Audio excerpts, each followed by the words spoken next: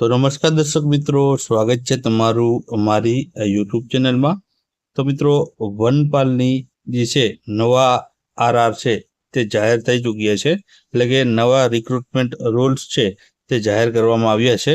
તો મિત્રો, વનપાલની ભરતી છે ટૂંક સમયમાં યોજાવાની છે। તો મિત્રો, આ વનપાલની ભરતી વિશેની સંપૂર્ણ માહિતી આપણે જોવાના છીએ। મિત્રો, વનપાલમાં લાયકાત શું હશે, સિલેબસ શું હશે, પગાર ધોરણ છે તે શું આપવામાં આવશે, પરીક્ષા પદ્ધતિ કઈ રીતના હશે અને વનપાલની કામગીરી શું હોય છે તે તમામ માહિતી આપણે છે આ વિડીયોમાં જોવાના છે। તો વિડીયોમાં છે અંત સુધી બન્યા રહેજો અને વિડીયો પસંદ આવે તો વિડીયોને લાઈક કરજો અને વિડીયોને શેર કરજો। તો ચાલો આપણે વિડીયોની શરૂઆત કરીએ। તો મિત્રો, વનપાલની ભરતી વિશે માહિતી મેળવીએ।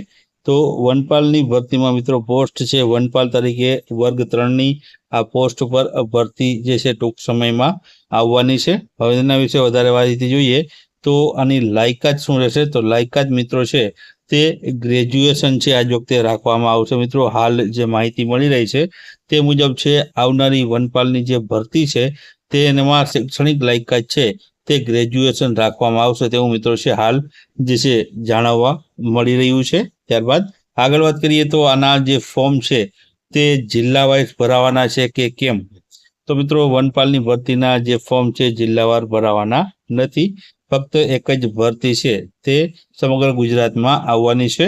ત્યારબાદ આગળ વાત કરીએ તો કેટલી જગ્યા પર ભરતી આવવાની છે, તો આગામી સમયમાં મિત્રો છે 200+ અંદાજિત જગ્યા ઉપર છે વનપાલની મિત્રો છે ભરતી આવવાની છે। મિત્રો, વનપાલની ભરતી અને વનરક્ષક બંને અલગ અલગ છે। વનરક્ષક કરતા વનપાલ છે મિત્રો તે ઊંચી પોસ્ટ હોય છે, એટલે વનપાલની 200+ જગ્યા ઉપર છે ભરતી આવવાની છે। ત્યારબાદ આગળ વાત કરીએ આપણે તો આગળ મિત્રો છે તે વનપાલની ભરતીમાં જોઈએ તો છેલ્લી ભરતી વનપાલની ક્યારે આવી હતી, તો 2013માં મિત્રો છે વનપાલની ભરતી છે જે કરવામાં આવી હતી। ત્યારબાદ હવે છે 2025માં છે ફરીથી વનપાલની ભરતી આવવાની છે। ત્યારબાદ આગળ વાત કરીએ તો વનપાલના પદ વિશે, તો મિત્રો આ વનરક્ષક કરતા ઉપરી પદ હોય છે, એટલે કે વનરક્ષક હોય છે તેના ઉપરી અધિકારી તરીકે છે વનપાલ જે હોય છે, તો આ વનરક્ષક કરતા છે ઉપરી પદ રહેલું હોય છે।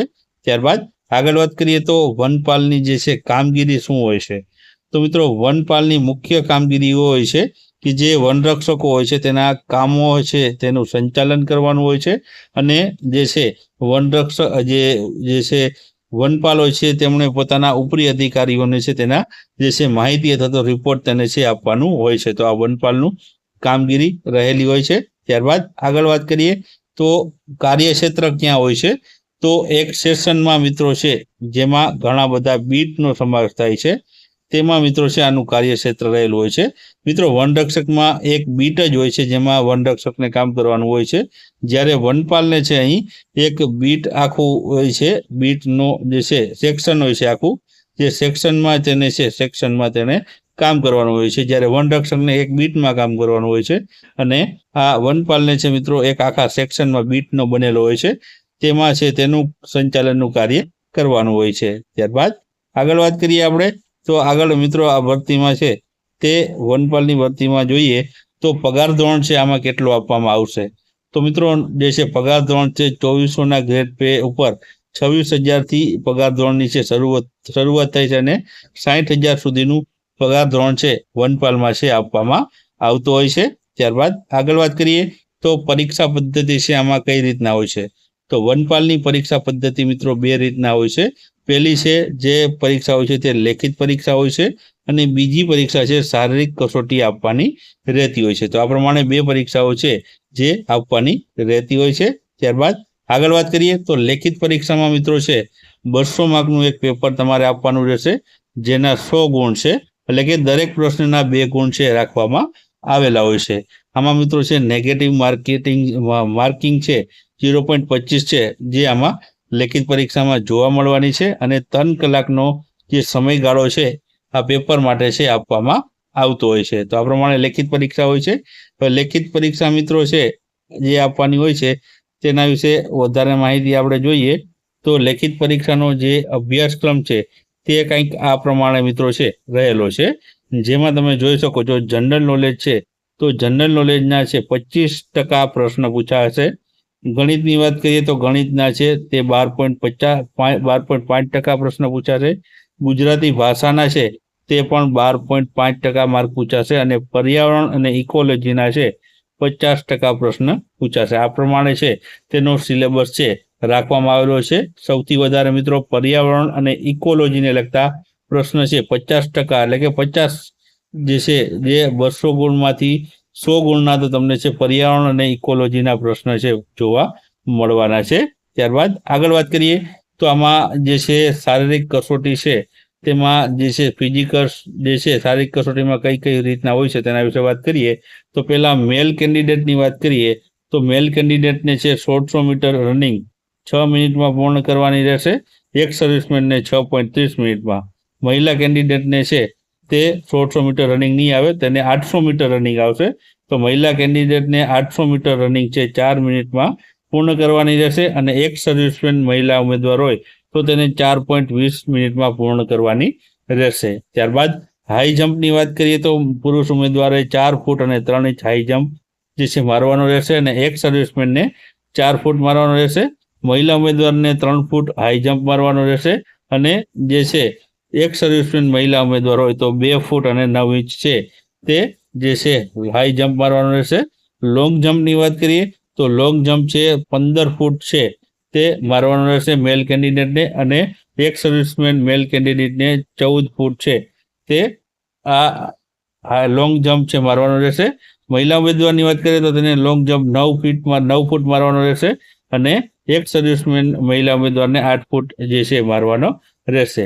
પુલઅપ્સની વાત કરીએ તો પુલઅપ છે 8 વખત મારવાના રહેશે જે છે મેલ કેન્ડિડેટને અને એક સર્વિસમેન મેલ કેન્ડિડેટને પણ 8 વખત છે મારવાના રહેશે. મહિલા ઉમેદવારને કોઈ પણ પ્રકારના જે છે પુલઅપ્સ મારવાના નથી. રોપ ક્લાઇમ્બિંગ મિત્રો છે 18 ફૂટ છે તે મેલ કેન્ડિડેટને છે અને એક સર્વિસમેન મેલ કેન્ડિડેટને પણ 18 ફૂટ જેટલી છે તે રોપ ક્લાઇમ્બિંગ એટલે કે રસ્સા ચઢ જે છે કરવાની રહેશે. મહિલા ઉમેદવારને રસ્સા ચઢ છે આમાં કરવાની રહેતી નથી. ત્યારબાદ આગળ વાત કરીએ આપણે તો આગળ મિત્રો છે આમાં જે છે ફિઝિકલ સ્ટાન્ડર્ડની વાત કરી લઈએ તો હાઇટ મિત્રો છે જે પુરુષ ઉમેદવારો માટે છે તે 155 સેન્ટીમીટર હાઇટ છે અને જે છે છાતી ફૂલાવ્યા વગરની 79 અને ફૂલાવેલી 84 હોવી જોઈએ અને 50 કિલોગ્રામ વજન હોવો જોઈએ. હવે મિત્રો આમાં આગળ વાત કરીએ આ અનામત કેટેગરીના જે છે પુરુષ ઉમેદવારની વાત થઈ છે. બિન અનામત કેટેગરીના પુરુષ ઉમેદવારની વાત કરીએ તો તેને 163 સેન્ટીમીટર જેટલી હાઇટ, 79 જે છે ફૂલાવ્યા વગરની છાતી, ફૂલાવેલી 84 અને છે 50 કિલોગ્રામ વજન રહેલો છે. મહિલા ઉમેદવારની વાત કરીએ તો મહિલા ઉમેદવારોએ છે 145 છે અનામત કેટેગરીની મહિલાને છે તે જે છે હાઇટ રહેશે અને 45 કિલો વજન છે. જ્યારે બિન અનામત કેટેગરીની મહિલા ઉમેદવારોને 150 હાઇટ અને 45 કિલોગ્રામ વજન હોવો જરૂરી છે. તો આ ફિઝિકલ સ્ટાન્ડર્ડ છે બંનેના મેલ ફિમેલના રહેલા છે. ત્યારબાદ આગળ વાત કરીએ આપણે તો આગળ મિત્રો આ ભરતીમાં છે લેખિત પરીક્ષામાં જે મેળવેલા ગુણ છે તેના આધારે છે મેરિટ ગણવામાં આવશે. એટલે કે તમે લેખિત પરીક્ષામાં જે પણ સ્કોર કરશો તેના આધારે તમારું મેરિટ તૈયાર કરવામાં આવશે. ત્યારબાદ શારીરિક કસોટીની વાત કરીએ તો તે ફક્ત ક્વોલિફાય માટે છે. એટલે કે શારીરિક કસોટીમાં તો તમારે છે ફક્ત પાસ થવાનું રહેશે પરંતુ લેખિત પરીક્ષાના આધારે જ તમારું છે મેરિટ છે તૈયાર કરવામાં આવશે. ત્યારબાદ આગળ વાત કરીએ તો વધારાના જે ગુણ મળતા હોય છે તેના વિશે વાત કરીએ તો મિત્રો જો કોઈ ઉમેદવાર બીએસસી ફોરેસ્ટ્રી કરેલું હોય તો તેને લેખિત પરીક્ષામાં મેળવેલા ગુણ પર વધારાના 10% ગુણ છે તે મળવા પાત્ર થાય છે. એટલે કે જો કોઈ ઉમેદવાર છે બીએસસી ફોરેસ્ટ્રી જે છે કરેલું હોય તો તેને આ લાભ મળવા પાત્ર થશે. આ ઉપરાંત એનએસસીના જે છે હોય એનસીસી કરેલો હોય તો તેને 2 ગુણ વધારાના છે તે મળવા પાત્ર રહેશે. તો આ પ્રમાણે વનપાલની જે છે ભરતી જે છે પ્રક્રિયા રહેલી છે.